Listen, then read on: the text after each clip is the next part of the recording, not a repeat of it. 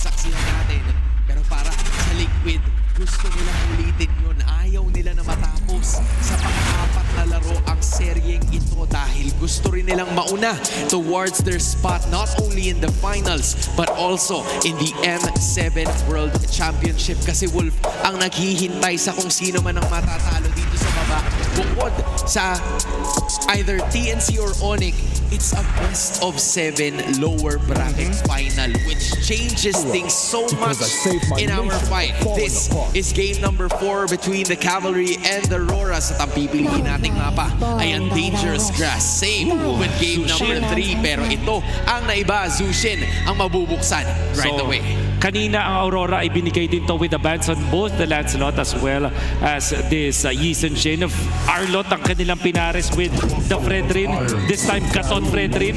Ganun na nga ang mangyayari para sa Aurora. And DLPH, will they oblige with another Hayabusa sa laban na to? Na naipanalo naman nila kanina.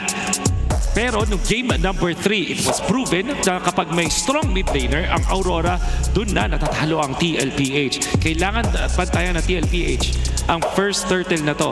Kukuha pa sila ng Baksha, for example, para magkaroon sila ng mas malakas na early game? Or will they snatch yung Grok na magandang ipares din naman dito sa isang Zushin? Although I have to say, Wolf, yung mga nangyayaring laban kanina, first turtle, the past 2 games, nakuha yan itong Aurora.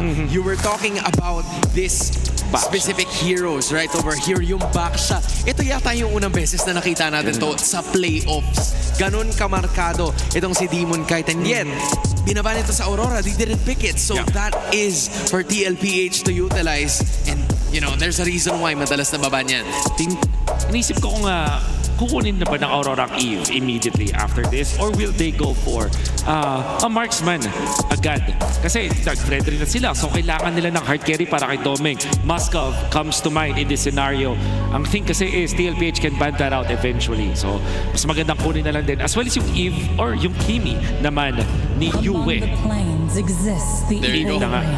If na hindi na nila itatago pa kasi baka matago ng Team Liquid Philippines yan if they will have a chance to ban it. And unfortunately for them, mapapasa kamay yan nitong Aurora Gaming heading into the next bans. Before we go to the next phase, napapansin mo no, parang yung Aurora, they're quite okay, bearable sila na maglaro ng ibang hero. Itong si Carl TZ, aside from the Yi Sun-shin and the Lancelot, they kind of are forcing him to a position na hindi niya nakasanayan from the last 2 days na naglaro sila. Now there's the Kali na banda para sa Aurora that would have countered itong Eve. Meron ako ding isa pang hinala dito sa TLPH. Tingin ko hindi na sila magbaba ng marksman kasi sila din kailangan ng isang hard carry na marksman on their side. For example, kung sakaling Moskov ang kunin ng Aurora, tingin ko pwede silang mag-Nathan o kaya naman mag-Claude. Eventually, Claude actually ang best option dito para sa TLPH because it will be good versus the Eve. And then, merong din option ang TLPH na biglang mag-throw ng curveball sa atin. Bigla silang mag-aakay, put this Baksha, at ulam na naman natin ay giniling. And then kuha sila ng either Nathan or Claude pang tapat dito sa Aurora. Men, isipin mo magbato na naman ng curveball. Sobrang daming options pa ni Coach RC and ni Coach MTB. Pero gaya nga ng sinabi mo kanina, Wolf, you were talking about the chip in the game number 3 draft. And parang na-telegraph yan ng Aurora eh. Na-gets nila na isa yan sa mga options or they're gonna take it out. Pero sobrang bakante pa ng mga marksman as our gold laners. Except for the Granger, meron ka pa rin namang mapagpipilian kung ikaw si Domeng Kite. And in this scenario, Moskov ang maganda para dito sa Aurora. May chance na ma-pressure silang kunin na to sa ngayon. Kasi parang between all of the marksmen na available na hard carry, yun yung pinaka-shoot dun sa isang Fredrin na composition. Pero kailangan din nila ng isa pang combo with the Fredrin. So, what is an XP lane na mataas yung stun potential? Siguro Ruby, nandun na rin. Maybe a Cho even na pwede nilang ibang combo, or in this scenario, kung katapat naman yung Arlot, Glue is gonna be good for them kung sakali. So it's going to be the Phobius para sa Aurora instead. Parang padagdag na naman Moskov, sila. ginawa na Elvish, as we mentioned. What if mag-akay talaga dito yung TLPH eh. Tapos biglang robe na itong Baksha. Pero another option. Tilda. pang-kontra na rin sa Eve. Parang gusto nilang i-deny talaga ng sobra. As in, pukpukin talaga yung backline completely. Yeah. Kung makakapagdala tayo doon, then might as well go for it. But, yeah. Claude, ang natitira para sa Aurora when it comes to hard carry options. Mahirap mag-Brody dito sa scenario to kasi may healing from the Matilda. Mayroong option ng Nathan na hindi masyadong ginagamit. And there's also that Obsidia. Baka meron din ng mga options. And open pa pala ang 1-1. Oo nga. Is 1-1. 1-1 might actually be good here. Walang Farsa ang TLPH. Wala silang Burst Mage, the Nooks. So Nathan or 1-1 ang nakikita ko dito. Pero Uy, parang... uy, uy, uy, uy, uy! Uy! Iksa ba yan? Iksa nga! Iksha. Pero Hans, may Matilda ang TLPH, may dive yung Baksha, may flicker final slash yung Arlot. This Iksha is not gonna have an easy time. Gaano katindi ang Iksha ni Doming sa laban na to, nakangiti na yung katapat niyang si Oheb with this Moskov. A scary last pick from Aurora. Kaya ba nilang ma-pull off to with all of the dives mula sa TLPH? This is gonna make or break Aurora's game number 4. Vibe check tayo sa Champions Arena. Auroras, do you think this series is over? Pero para sa Team Liquid, papatalo ba ang Cavalry? Not just yet, Womi Burrito. You know what time it is. At oras na nga makita kung paano magpapatuloy ang seryeng ito. Aurora ngayon ang nakakalamang with a match point. Isang panalo na lang ang kailangan nila at dedepensa ang Team Liquid Philippines sa labang ito. Akala natin ang Team Liquid Philippines ang merong curveball, meron din palang itinatago na ibang klaseng mahika. Dito ang Aurora Gaming. Nabanggit kanina ni Wolf kung gaano magiging mahirap ang kalagayan dito ni Doming kahit pero alam mong tiwala sila sa isa't isa. Nag-apiran pa nga after i-pick itong action na to. Talagang nakikita natin noon na yung mga preparadong estratehiya para sa Aurora Gaming ay mukhang ilalabas na nila.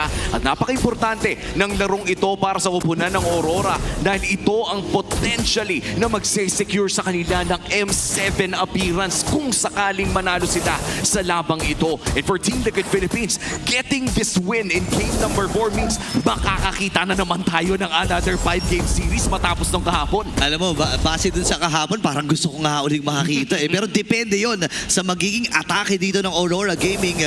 Again, nakuha nila in a dominating fashion yung game number 3 na kung saan ay nauga talaga at naalog dito ang TLPH. Pero maganda naman, para tayong bumabalik sa, parang 2 years ago kasi bakbakan na naman ng backshot pa rin eh. Oo nga, backshot rin na naman. Tapos si Iksha nagbabalik din. At higit sa lahat, no, yung Eve ni Yowie ay nagbabalik. Our MVP in game number 3. Napakaganda ng kanyang naging performance. I think that was a perfect game para kay Yowie. At dala-dala pa rin ang init ng kanyang Eve mula game number 3. Bubuhatin niya yan sa game number 4. Inakaunang pagong natin ay malapit nang lumabas para sa game number 4 na ito. At hindi pa tayo nakakita ng mga malupitang suntukan at palitan dito, pare. Well, expected naman niya kasi utility ang atake at bentahin na itong Team Liquid at ang Aurora. Pero kailangan nilang isipin, merong JP na pwedeng magligtas sa mga miyembro dito ng TL. Gugulugulin si Carl, napaflicker na rin si Yue. Tinamaan si Demon Kite, pero din yung final slash. Demon manipulation, napakaganda ng pwesto dito ni Yue. Tras muna si Carlito. Pero retrihan, 50-50 ata magiging laban. 4v4, pasok na yun si Sanford. At si Edward ay hinahabol. Ito si Sanford. Nakuha na ng kill. Si Sandy nakabawi din naman. Demon Kite with the turtle. AOG din naman. Ito si Carlito. Same with the Operations Rat. Demon Kite with a kill. Grabe, at mukhang si Oheb ay kailangan din mag-ingat dahil available pa yung ultimate dito ng Isha. Kinailangan niyang mag-ulti para lamang makakuha ng bahagyang gold. And look at the lane dominance coming in for this Isha pickup. Ang tanong ay kukunin na ba with that full barrage? Kung hindi pa niya, susubukang lumaban pa. Aurora Gaming ang nakakalamang matapos ang turtle fight na iyon. Demon Kite securing not just the turtle, nakakuha pa siya ng kill. Yun nga tsaka si Carlito pa ang nabigyan. Ngayon naman ay sa may bandang itaas na bahagi. Si Edward at si Sanford ay naghaharapan na naman. Ito na yung mga world class natin na mga XP laners na nagbigay ng napakalaking kontribusyon ng mga nakaraang games nila. Game 1, si si Edward ang nagpamalas. Game 2 si Sanford. Game number 3, bumawi muli si Edward. Ang challenge dito kay Sanford, mababawian niya ba itong si Edward? At napaka-importante ng larong ito, no? Kanina pa natin pinag-uusapan kung ano nga ba nakasalalay Yeah. sa game number 4 na ito. It's either game 5 kung saan back to best of 1 tayo o road to M7 na para dito sa side ng Aurora Gaming. And so far, no, may bago tayong nakikita na inaabangan pa natin kung paano nga ba irarun ng Aurora. At kailan natin hindi nakikita tong Ixia. Alam natin na nagbabalik ang mga fighter gold lanes at tumadami na nga sila. Pero who would have thought na magbabalik din ang isang Ixia? Oo. Parang nagdadalawang isip pa nga si Domi kanina. Nakikita natin na naka-over yung mga heroes na gusto niyang gamitin. Pero ang Aurora Gaming, desidido pa rin talaga dito sa may bottom. JP at Hoheb ay nagkakapit bisig lamang dito sa may damuhan.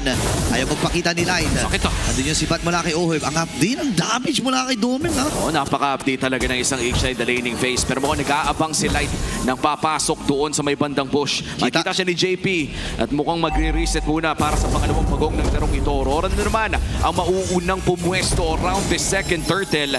Napakaganda ng pwesto ni Light, no? Yung control nila around this objective. And of course, the presence of the full barrage ay kailangan talagang respetuhin ng Team Liquid Philippines. Oo, tinitingnan nila si Light nandun sa may balbas na bush. JP at Light ay nagkakitaan. Nag-hihilaw lamang. Sanford nag-aabot ng pagkakataon. May flicker and final slash siyang available. Pero tatama din yung Dark Wave. Talon dito si Edward. Sirkang Eagle mula dito kay Daddy JP. Habang sumimata rin si Oheb. Si Sanford din namatay. Ngayon si Cortez yata magiging next. Kailangan niyang tumakbo at tumatras. Full barrage! Full barrage! And the AOG! Light dito ay nakakuha ng kill. Nakatalo Pinasok siya pa ngayon. rin. Kailangan na matrasin ito ni Sanji. Bibit-bitin. Itong si Edward.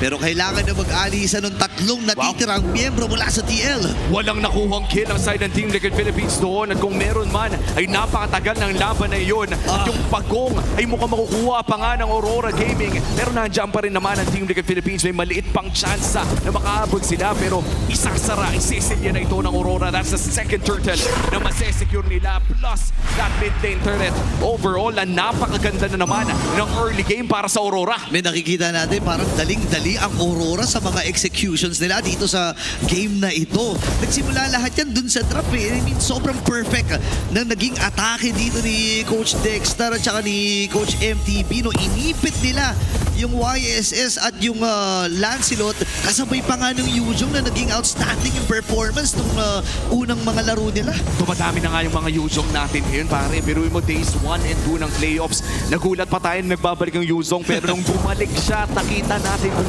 gaano nga ba ka-effective ito sa kamay nila Sanford. Even 3 Martisi mula sa TNC ay nakita natin gumamit ng Yuzhong. Nagsimula na nga malagay ulit sa banning.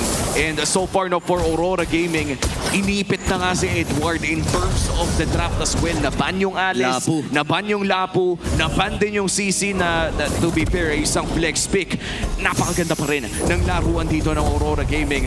We are entering the 6-minute 30 mark at hindi pa naman ganun kalaki gold dito. Kaya pa rin pumalag ng Team Liquid Philippines pero hindi nila kayang lumaban sa ilalim ng real world manipulation. Mahirap talaga yan. Tapos kailangan mo gumamit ng mga spells or mga ultimates para lang maabot itong si Yue.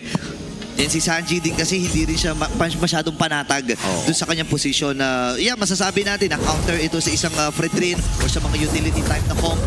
Pero kasi may nag-aabang sa kanya na Dark Wave, nandun yung pokes mula kay Yue. Hindi naman hawak na hawak nila yung posisyon dito sa may top lane at malaya itong makukuha ni Doming. At yan na nga, no, nagbabalik na ang huling beses na nakita natin ang isang Ixia ay nung season 14 pa. Wow. Si Kozen pa ang gumamit ito mula sa TNC. Ibang-ibang itsura ng TNC during that time. Yeah. At ngayon, after 1 year, ay magbabalik ang Ixia in the professional scene in season 16. Kapag kung ito ay sisimula na nga ng Aurora Gaming, nandyan si JP para mag-provide ng vision at si Carly nasa gilid lang ha. Pwedeng mag-contest ang TL. Pwede talaga. Yung naganda ng zone na ginagawa dito ni Edward. Ngayon may ipit si Carl DC. Walang pagkakataon ito si Carl na lumapit doon sa turtle na iyon. Unlike nung kanina na nakahayabusa siya, hindi na niya magagawa yun kasi kailangan niyang daanan yung mga barikada ng Aurora. Tapos ang masakit pa doon kung sakaling subukan niyang gumulong papasok wala nang Wala panggulong oo. pantatas. And kung hindi mo makukuha ang retry doon, ay napakalaki ng risk. Pero mukhang reply ng Team Liquid Philippines sa ginagawa ng Aurora ay ibato na lang si Oheb doon sa baba para mag-split push at agad namang ihahatid ni Daddy JP via that guiding wind. Pero so far, no, lumalaki pa rin ang lamang ng Aurora Gaming. Halos 4,000 na ang kanilang hawak at diretso lamang kanilang pagpupush in the top lane. Okay, sa may baba naman, na bahagi, nahabol si Oheb. Ang hirap na rin kalaban ni Edward dito. Hindi na rin matunaw. Pero wala silang ideya. Nandun si Light Oheb? sa may bagong bush. Oheb! Natamaan ata si Oheb. Ngayon si Demon Kite, medyo late ata ang kanyang pagsilip. Sanji, meron na siyang piercer. Pero pwedeng piliin ni Carl na salubungin. Kaya lang 4 kasi yan. So atras muna siya dito. May pinaplano atang Sansa na. At saka tingnan mo, no, crucial item pick up here para kay Doming. Kahit nakuha na niya ang kanyang si Halberd. At mas lalo nang maiilang tuming-fight ngayon ng Team Liquid Philippines. Especially, no, kung well-placed ng real-world manipulation and full barrage. So far for Team Liquid Philippines, ang sa tingin kong sitwasyon dito ay alam nilang hindi sila pwedeng tuming-fight ng matagal against Aurora Gaming dahil napakaganda ng team fighting abilities na meron ng Aurora. Pero lamang na lamang naman ang Team Liquid Philippines in terms of split push. Oo, yun yung nakakatakot dito, no? And yun yung pine-prevent dito ng Aurora na mangyari. Kaya nga naman, inaabuso na nila yung early game na damage na meron sila dito and yung aggression ng mga heroes na meron sila ay talagang itinutuon nila ang atensyon dito kay Oheb sa may bottom. Kaya nga si JP nakaantabay na parang body-body system na sila dito. Pinoprotektahan na ni Daddy JP. And yung tatlong miyembro ng TLPH, hinahayaan na lang muna nilang gumalaw kasi wala rin naman silang magagawa kung ipipilit nila at i-force yung mga teamfights eh. Tsaka pagka punersa ng Team Liquid Philippines, baka mas bumilis pa yung items na hinahanap ng Aurora. Considering na at this point, sabihin natin nga nasa mga 4 o 5,000 pa lang naman yung lamang. Malakas na to eh. Ito yung tipo na, especially kapag maganda yung real-world manipulation tsaka full barrage, ramdam mo talaga na lamang sila. Kaya mas okay na idaan na lang sa macro, and that is the answer na pinapakita ng Team Liquid Philippines sa ngayon. Nagpadala ng back siya sa taas at may Moskov naman sa baba. But for the side of Aurora Gaming, pwede na lang nilang i-brute force ang Lord na ito. Yun, ginagawa na nga nila kalahati itong si Light. Habang yung Lord na yun ay 8K na lang yung buhay. Sasalubungin si Carl TZ, naton siya doon. And Edward nagaman na pagkakataon, AOG ay nagamit din. Natama yung SOD. Pero si Sanford nakakuha na si Demon Kite. Ako po namatay kagad. Yung dalawang membro mula dito sa Aurora. Tapos naman ang tumumba mula sa TLPH. Si Edward hinahabol. Itong si Owen at namatay din. Maniac para kay Doming Kite! At sa pagbalik ni Iksha sa ating liga at sa kamay ni Doming Kite ay nakakuha siya ng 4 na crucial na kills at tuloy-tuloy lang kanilang pagpupush doon sa may bandang itaas. Ang Lord ay nagmamarcha din pero mukhang puputok pa naman ang Holy Shields, buying enough time para sa Team Liquid Philippines para mabuhay at tumepensa. O no, buhay na rin naman. Actually, aabot naman yung 5 miyembro nila dito. Kaya lang ang magiging problema lamang may Lord sa itaas. Ang ganda ng control na ginawa doon ng Aurora. Hindi man sumabay yung middle, pero parang kaya kasi malayo pa yung 2 miyembro mula sa Aurora Gaming. May pinata si Doming dito, AOG nagamit. Sakto lang, pero napatay pa rin siya doon ni Sanji. Ngayon si Sanford namatay. Kailangan na matras si Oheb. Si JB na maalam na nga rin. Sinisipat-sipat na lamang ito si Demon Kite. Pero 3 miyembro umahabol sa kanya. Kailangan niyang matras! Pero wala na siyang kaatrasan pa. Yung Lord ay nasa itaas pa rin. 2 na lang ang natitira para sa TL. 15 seconds pa naman para kay Sanford at JP. Pero mukhang tuloy ang pagpupush para dito sa Aurora. Isang inhibitor turret na ang babagsak. At mid-lane naman ata sunod nilang puntirya. Real-world manipulation na naipato na. Guard DC! Dedepensa pa ba? Okay, kailangan niyang hawakan na ngayon. Iatras na muna ng Team Liquid ng Aurora itong larong ito. Dahil nga pabuhay na rin naman yung mga miyembro din ng TL. Pero sabi ni Sanford, sige, laban na natin. Si Light na lang ang hinahabol nila. Alam nila na wala itong AOG. Gugulong-gulong si Carl. Mabuti na lang ay merong wave ng minions para mailigtas itong si Light sa kapahamakan. At makakahiga pa nga ang Team Liquid Philippines pero kamunti ka nang makahanap ng anggulo ang Aurora Gaming. Ilalatag lang natin ulit ang nakasalalay para sa Aurora dito ay M7 appearance. Matagal-tagal nang inaasam ng Aurora na magpakita muli sa international scene. Tapos ang season after season na pambabash sa kanila na sinasabi na worst international representative ay Eto sila muli, naghahanap ng tsansa na ipaglaban ng kanilang bandera in the international scene. Isipin mo ilang hakbang na lang natatanaw na nila, nakikita na nila, lagda na lang yung kailangan para doon sa kanilang mga tickets patungo dito sa M7. Pero ang Team Liquid Philippines, ang pinangahawakan naman nila dito ay yung Golden Road na kanilang na matagal nang hinahanap ng Pilipinas. Marami nang sumubok na teams, marami nang nagtry na kupunan mula dito sa Pilipinas.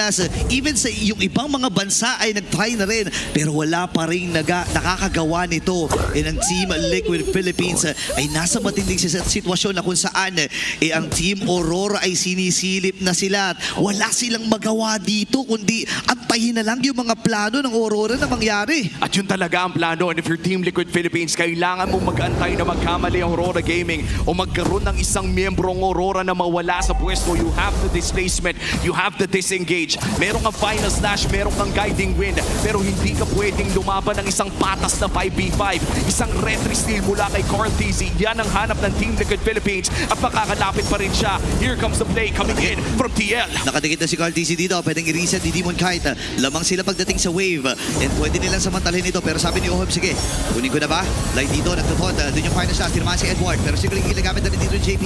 Reroll manipulation din AOG. Pitata sila! Naibit nila! Demon Kite nagwagi sa Lord. At yung mga full barrage. Tommy Kite preheat lang talaga. Natumpa na rin itong si Sanford. Kailangan na mag-alis at gugulo-gulo na yung goat. Tatlong natitira para sa TLPH at nag-spawn na rin kagad yung Lord. Kumakatok na sa mga puso, tumadagungtong para sa Aurora. Ang M7 para sa kanila. Ang Grand Finals ay nariyan na, pero dedepensa pa ang Team Liquid. Tatlong natitira sa kanila. Masakit na yung pokes dito and yung full barrage ay nagamit na rin. Mamamatay si Oheb at ang Aurora Gaming dire-diretso na lang talaga at magliliwanag ang daan patungo Jakarta, Indonesia dahil ang Aurora ang unang team ng Pinas sa M7.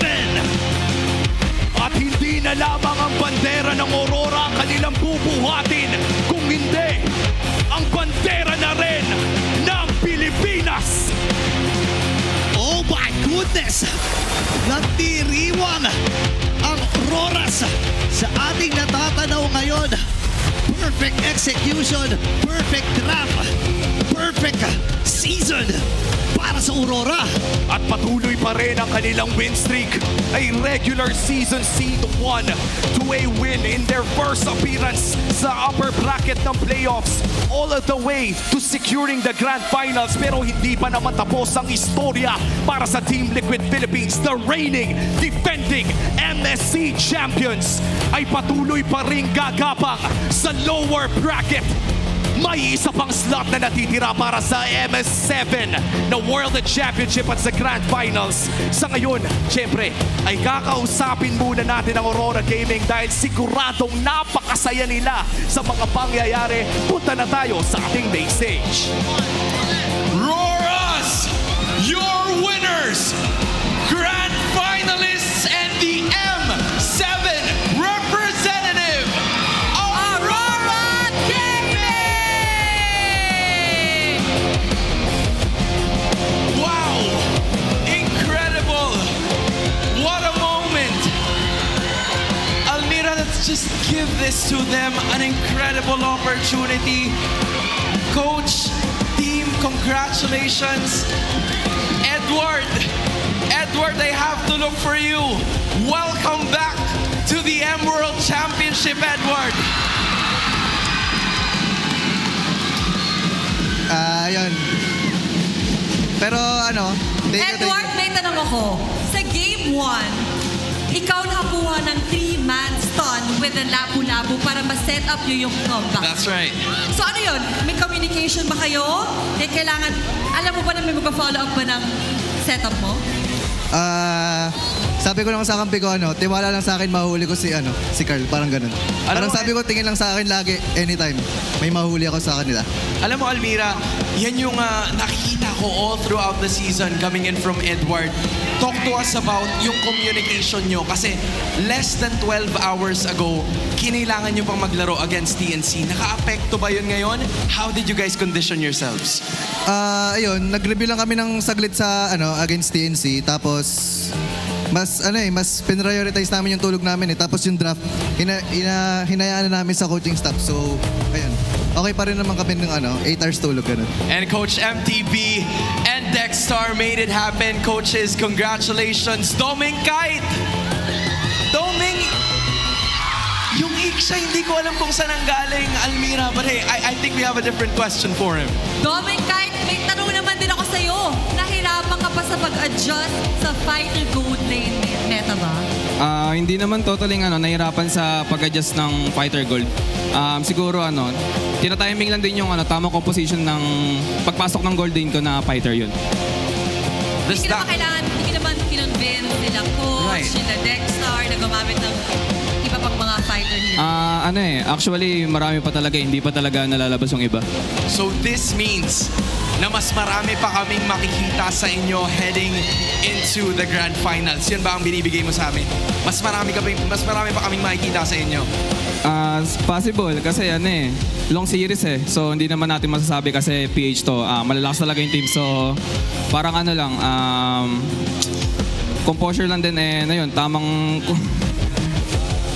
lang. Yung magagamit ko pa yung ibang hero ko talaga.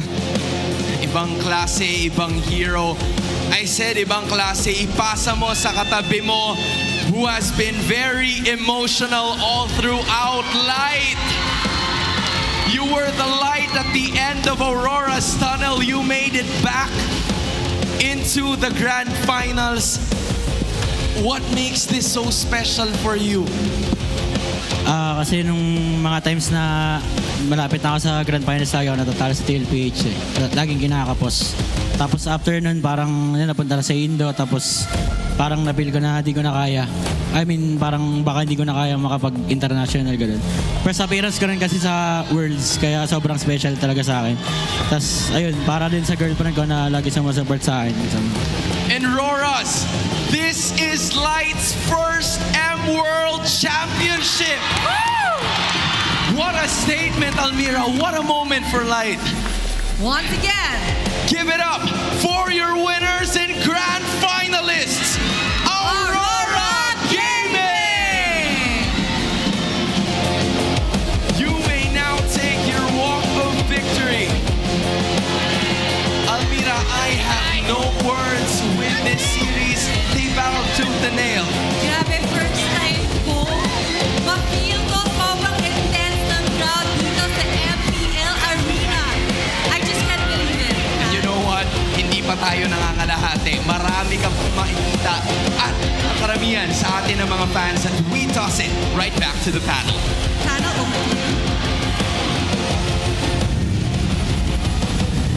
And congratulations sa Aurora Gaming for being the first representatives natin dito sa Pilipinas at nauna na rin sa Grand Finals dahil din sa sistema na ginawa ngayon ng Aurora. Binuo nila mula dun sa regular season. Their consistency is there amongst all of the players na nandun. Ang angat ay etong si Doming Kite with this Iksha na by the way ay dinout ko personally. Bago pa magsimula ang laban na to, we said that this could be difficult kasi merong Matilda, merong Baksha, maraming dive ang side ng TLPH. The last time that this Iksha was actually seen sa MPL Philippines, back in season 14 pa. Hawak ni Kozen when I'm still coaching that guy.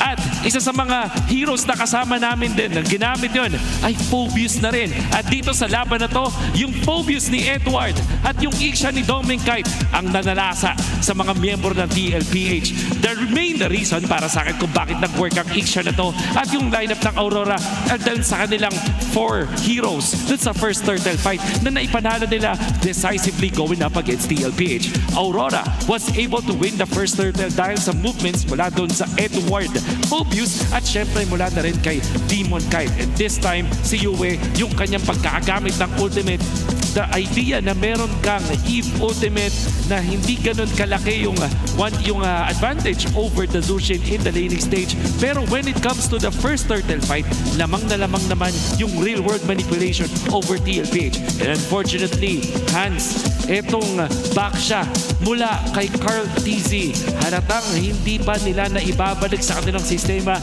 dahil hindi nila nagamit ng maayos.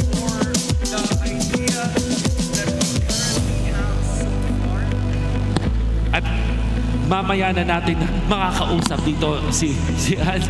Dahil para sa TLPH, tinry naman nila talagang hanapin itong si Demon Kind. With all due fairness, gotta have to give props sa TLPH kasi kahit luging-lugi na sila sa laban na to, they still found an opening to eventually take out si Demon Kind. Pero nakita mo mag-pop up dito si Demon Kind with that maniac in this game that eventually launched them into the Grand Finals as Aurora was able to team fight much better than TLPH. Ngayon, kung babalikan natin ang naging formula dito sa Aurora, we said na kailangan nila i-contain itong si Sanford, the apex predator para sa TLPH.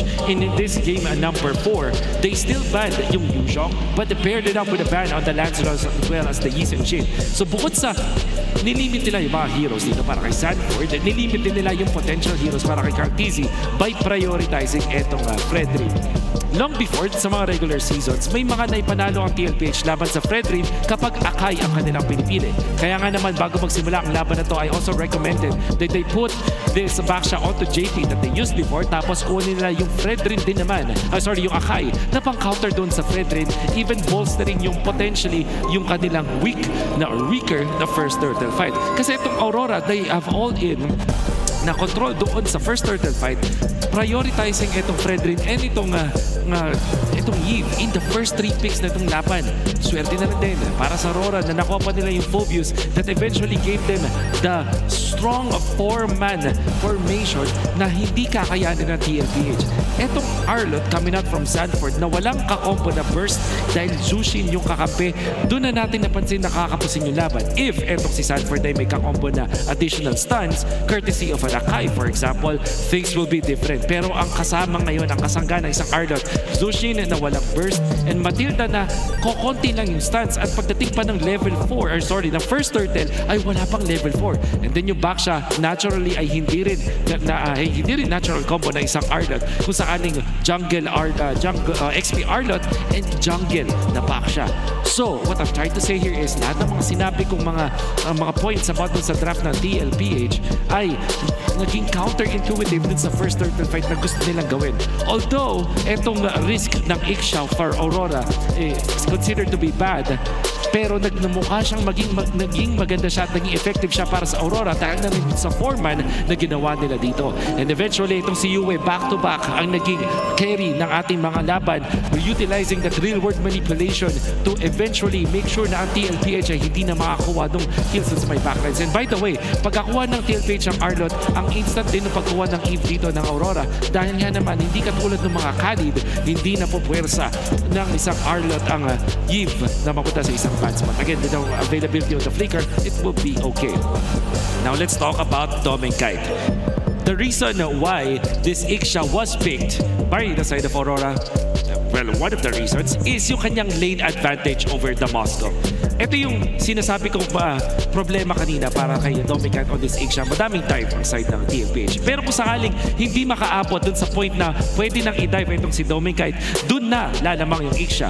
And if anything, Ixia is a hero that actually wins over